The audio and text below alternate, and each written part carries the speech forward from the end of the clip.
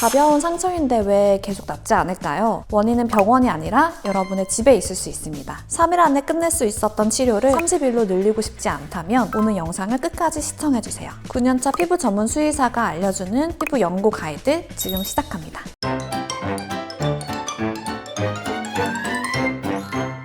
수의사님이 또 반려견 피부 전문이시잖아요. 오늘은 많은 견주분들께서 궁금해하셨던 연고에 대해서 여쭤보려고 합니다.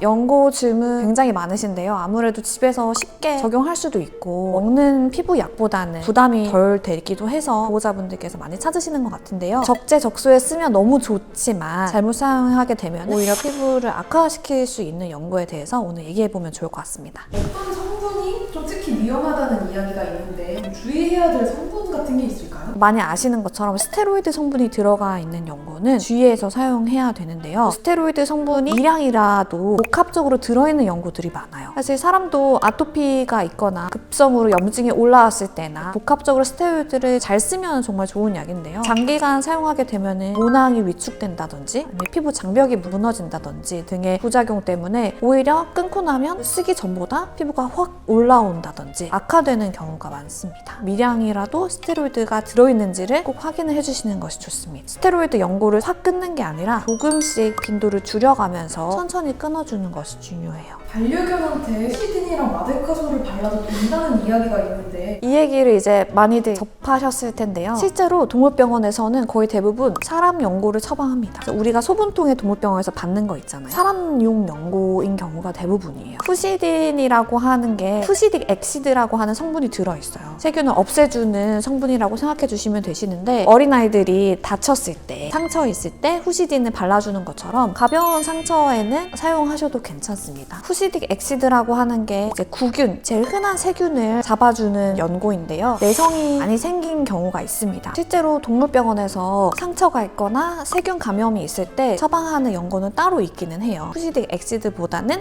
조금 더 내성이 덜한 연고를 처방하는 경우가 많습니다. 연고를 며칠 발라보니까 겉보기에는 다 나은 것 같은데 처방받은 기간을 다 채우지 않고 사용을 중단해도 혹시 괜찮나요? 사용을 중단하면 안 됩니다. 예를 들어서 우리도 항생제 처방받거나 약 먹을 때 중간에 끊으면 내성 생긴다고 하잖아요. 연고도 항생 성분이 세균에 영향을 미쳐서 세균이 내성이 생겨요. 그러니까 그 세균들이 더 강력해지는 거죠. 만약에 안 나왔는데 끊어버렸다. 그 세균들이 이 항생 성분에 좀 대응할 수 있게 되는, 나중에 발라도 이제 안 죽어요. 내성이 생겨버리기 때문에 꼭 다 죽을 때까지 연고를 끝까지 발라주시는 것이 좋습니다. 완전히 상비용으로 강아지 연고를 하나 구비해두고 싶은데 세균성과 곰팡이성 좀 모두의 효과가 있는 맞는 연고가 하나 있다면 사실 곰팡이를 죽이는 연고도 좀 자극이 될 수 있는 성분이 있고요. 그리고 사람한테 쓰는 연고 중에서 곰팡이를 죽이는 성분이랑 강아지한테서 곰팡이를 죽이는 성분이 좀 달라요. 그래서 사실 곰팡이 죽이는 연고보다는 항생제랑 스테로이드가 포함되어 있는 연고를 병원에서도 많이 처방을 하는 편이라서요. 상비약으로 갖고 있는다라고 하면 세균만 죽이는 항생 성분이 들어있는 푸시딘이 그나마 안전한 성분이지 않을까 싶습니다. 그 주변 털들을 다 밀고 바르는 게 사실 제일 좋아요. 왜냐면 연고다 보니까 바로 흡수가 되는 게 아니고 머물면서 약 효과가 지속되는데 털이 많고 떡지고 하면 먼지도 붙고 더 감염이 악화되는 경우가 있거든요. 소독약을 상처 있는 주변에 좀 적셔가지고 털을 좀 눕히고요. 말린 다음에 환부가 제일 잘 보이는 부분에다가 연고를 발라주시는 게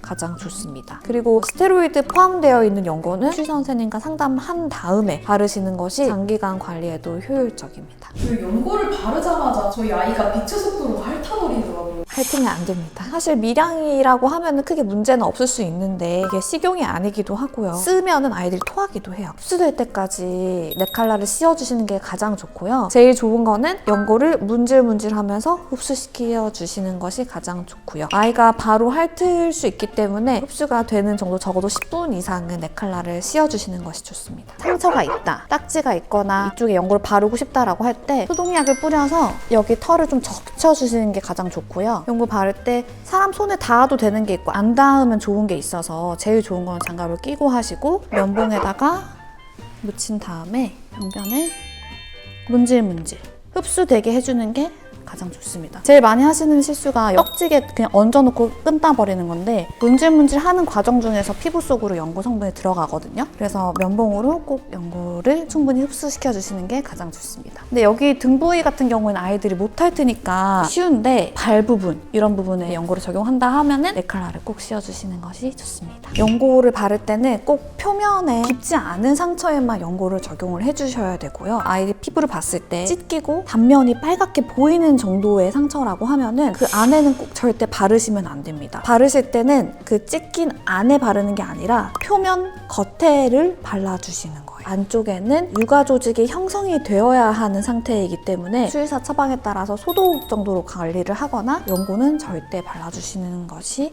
아닙니다. 사실 연고는 약 먹이는 거랑 미스트 뿌리는 거랑 소독하는 것보다 제일 쉬워요. 연고가 그래서 보호자분들이 제일 선호하시는 것 같아요. 그냥 발라서 해결할 수 있는 게 없는지. 바위 사이도 그냥 이렇게 문질문질하고 모르는 척 하면 되니까 접하기도 쉽고 바르기도 쉬운 게 연고이니만큼 아무래도 쉽게 사용하실 텐데요. 연고를 잘못 사용하게 되면은 오히려 병을 키울 수 있는 부분이고 피부를 약하게 할 수 있는 거다 보니까 신중하게 사용하셨으면 좋겠습니다.